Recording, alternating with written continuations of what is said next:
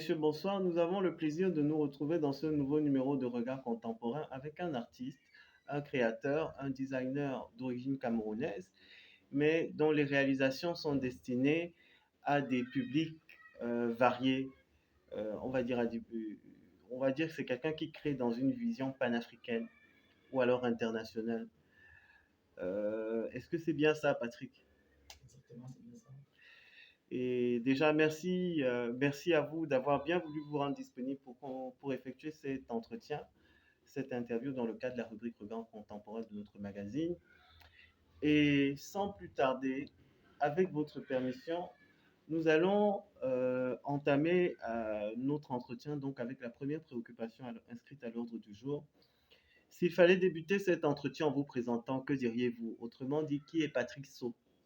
Patrick So, moi je peux dire, c'est un pasteur de mode, responsable artistique et production de la marque So Cameroun et qui fait des merveilles, quoi. Qui fait dans du vêtement, etc. Tout ce qui est couture. Voilà qui est Patrick So. Merci, c'est noté. C'est une présentation, on va dire, plutôt sobre parce que bon, on entend plutôt régulièrement parler de vous, que ce soit au niveau du Cameroun ou au-delà des frontières du Cameroun. Donc, quand de vous entendre vous présenter de cette manière-là, on a l'impression qu'en fait, souvent, les médias nous présentent plutôt une autre personne. Mais bon,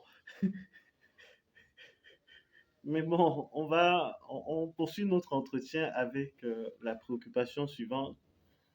Pourquoi l'industrie textile? Qu'est-ce qui vous a déterminé à vous spécialiser dans ce domaine?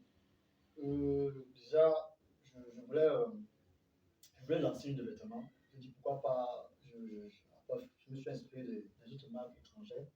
On lançait des lignes de vêtements. Je dis mais pourquoi pas aussi au Cameroun?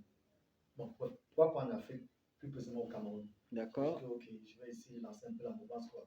J'ai pris dans ce risque et de me lancer dans le textile. Voilà. Ok. Donc, en fait, c'est pas une passion à la base.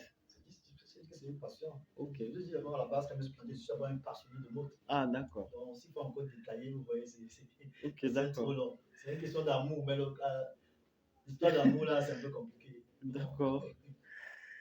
C'est bien noté. Mhm. Et nous poursuivons avec une autre préoccupation. Oui. S'il fallait partager avec les personnes qui nous suivent la genèse de Mhm. vos activités, Oui. c'est-à-dire comment est-ce que vous avez débuté et votre parcours jusqu'à présent, Oui. qu'est-ce que vous diriez? Le message pour la jeunesse. Non, c'est-à-dire comment est-ce que vos activités ont démarré? Euh, Comme on dit, pas facile. Les personnes, on m'a pas adopté si facilement que ça. Déjà qu'à la base, les gens ne m'aiment pas porter du pan. Mhm. Chose qui n'était pas déjà facile. De convaincre d'abord les jeunes d'abord d'aimer porter du pan comme dans cette chaîne qui est sur moi. Chose qui n'était pas facile. Il faut d'abord ce combat de Changer les habitudes de consommation voilà, vestimentaire. vestimentaire. Aimer d'abord du style sauve, donc ça fait un peu de pan.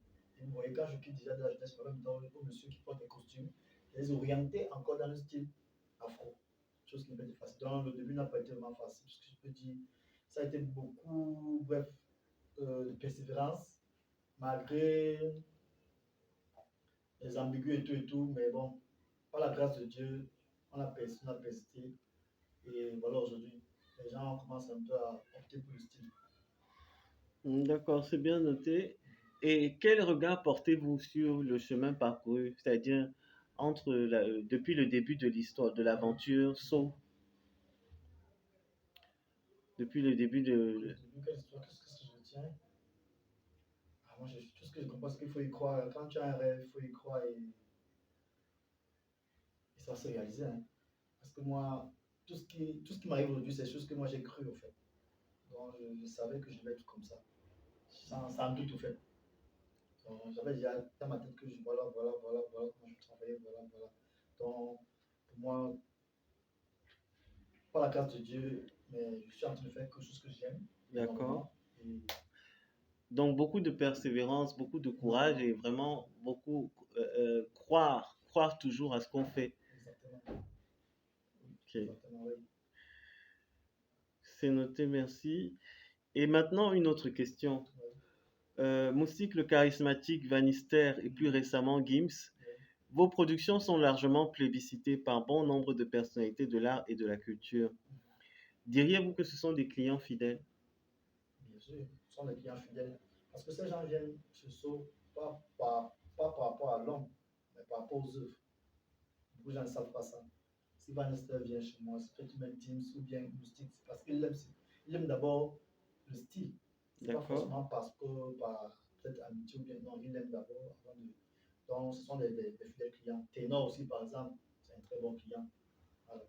Donc pour moi, ce sont des clients. Donc, que des personnalités du showbiz. Exactement. Bon. J'ai cette grâce-là.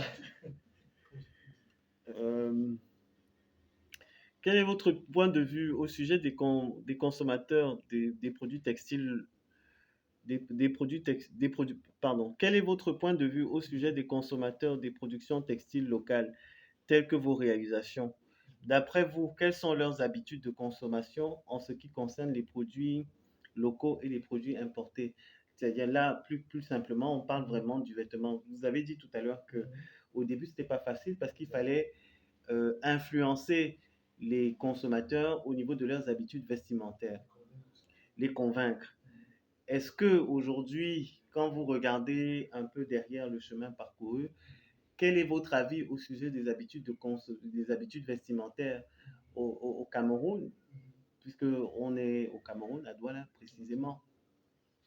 Est-ce que les consommateurs ont tendance à plus préférer maintenant les vêtements afro que les vêtements importés? Tout ce que je peux dire, c'est en fonction peut-être de ce qui se passe maintenant chez moi. Je ne sais pas peut-être chez les autres, mais quand je vois la mouvance, je me dis qu'il y a énormément de changements. Énormément, énormément, énormément, énormément de changements. Ce n'est plus comme c'était avant. Ce n'est pas comme si on a oublié le style européen, mais maintenant il y a un duel fait. Donc les gens essaient maintenant de mixer. Voilà. D'accord, Et maintenant, je vois qu'il y a beaucoup de changements énormément par rapport à avant. Par rapport à ce que moi je constatais avant. d'accord.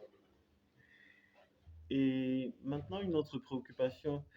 Est-ce que vous, Patrick So, en tant que créateur ou designer, vous seriez d'accord pour développer des collaborations avec d'autres créateurs africains? Bien sûr, c'est par rapport à mes objectifs futurs. Par exemple, justement, on s'exprime un peu sur l'autre côté pour emmener ça ici. Voilà. Peut-être, par exemple, il y aura peut-être un styliste qui peut faire des créations dessus, par exemple. Donc, mon problème, ce n'est pas ça. Mon problème, c'est tous ensemble. Moi, c'est la culture camerounaise, on fait tous ensemble. On essaie de donner, je sais pas, de créer une ligne de vêtements. Un peu comme du Dior. On fait du Dior, on fait du Christian Dior. Je veux qu'aujourd'hui, on parle du Cameroun, bien de telle autre couture, telle autre couture en Afrique. C'est ça mon rêve, en fait. D'accord, et merci. Et nous ne pouvons que vous souhaiter tous nos voeux de réussite pour la réalisation de cet objectif-là, en espérant que si nous avons l'occasion de pouvoir effectuer un autre entretien avec vous, ce sera pour que vous nous annonciez euh, un partenariat ou le développement d'une collaboration, je ne sais pas, peut-être avec un créateur sénégalais ou ivoirien ou malgache, je ne sais pas. On attend, on attend. Pour le moment, on bosse. Donc, je laisse mes œuvres parler. D'accord, c'est bien noté. Et est-ce que vous êtes également ouvert à des collaborations avec des créateurs des grandes enseignes internationales, telles que par exemple Dior que vous avez évoqué tout à l'heure? Non, non, je ne suis pas encore. Ça ne vous intéresserait pas de développer de collaboration avec eux? Toute collaboration sera bienvenue chez moi. Parce que je souhaiterais, si ça m'arrive, je vais essayer de voir comment élaborer une Donc en termes collaboration. d'ambition, on dira que So Cameroun, c'est l'ambition que vous portez, que vous nourrissez pour So Cameroun, c'est de pouvoir développer des collaborations au niveau africain, au niveau international. Donc, ce qui laisse transparaître beaucoup d'ambition, Énormément. beaucoup Une d'ambition, bonne équipe aussi. une bonne équipe et quelqu'un. On a le sentiment d'avoir en face une personne qui se dit que tout est possible. tout est possible. Tout est possible. Il suffit d'avoir la volonté. La volonté. Sauf si Dieu te stoppe. C'est lui qui maîtrise l'univers et tout le monde. Donc, tant qu'il y a la vie, moi je dis que c'est ça. D'accord, c'est bien noté, merci. Merci. Et là maintenant, une petite parenthèse sur détrôner Gucci. Est-ce que cela fait partie, si cela fait partie de vos ambitions, comme l'affirment certaines personnes? Ah non, là c'est fort ça. Non, mon problème c'est pas de tourner, mais c'est être aussi Gucci du Cameroun, par exemple. Voilà. Être aussi saut comme Gucci. Voilà. De tourner, parce que la mode est universelle. La mode, c'est tellement large, c'est tellement. On ne peut pas détourner. Il y a tellement de créateurs. Mon ambition, c'est d'être aussi comme Gucci. Et maintenant, nous poursuivons avec une autre préoccupation. Si vous deviez relooker des personnalités, ce seraient lesquelles d'après vous? Je vais aller peut-être sur trois. D'accord? Je vois le présentateur de The Voice, Nikos. Nikos Aliagas, oui. Voilà. Je vois ici au Cameroun le président Chop Chop de Djambo Djambo. D'accord. Djambo Djambo. Et en Côte d'Ivoire, Willy Gombo. Donc, ce sont les trois personnalités Oui, que les vous trois aimeriez sont bien j'aimerais relooker. bien, oui, j'aimerais bien. D'accord. Euh, nous sommes pratiquement parvenus au terme de notre entretien de ce jour. Avec une dernière préoccupation, si vous vous définissez comme un afro-optimiste, qu'est-ce qui vous aide à rester positif et résilient en dépit du contexte actuel marqué par des crises multiformes? C'est-à-dire que qu'est-ce qui fait que vous continuez au quotidien à rester positif, à rester résilient?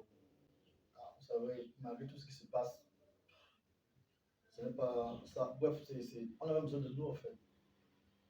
Pour travailler parce que ne faut pas, malgré tout ce qui se passe, il ne faut pas se lasser, dire non, non, non.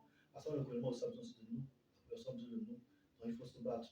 Donc moi, comme je dis toujours, quand tu as la passion, en plus, on ne peut pas rester sans se vêtir. Tu as besoin de s'habiller, tu as besoin de manger, tu as besoin de se coiffer. Donc on est là pour ça. Quel qu'en soit ce qui arrivera. D'accord, c'est noté. Écoutez, merci à vous, Patrick, d'avoir bien voulu vous rendre disponible pour effectuer cet entretien avec nous. Nous avons été très ravis. Nous sommes contents de nous retrouver avec vous dans votre atelier, au milieu de, au milieu de toutes ces belles créations.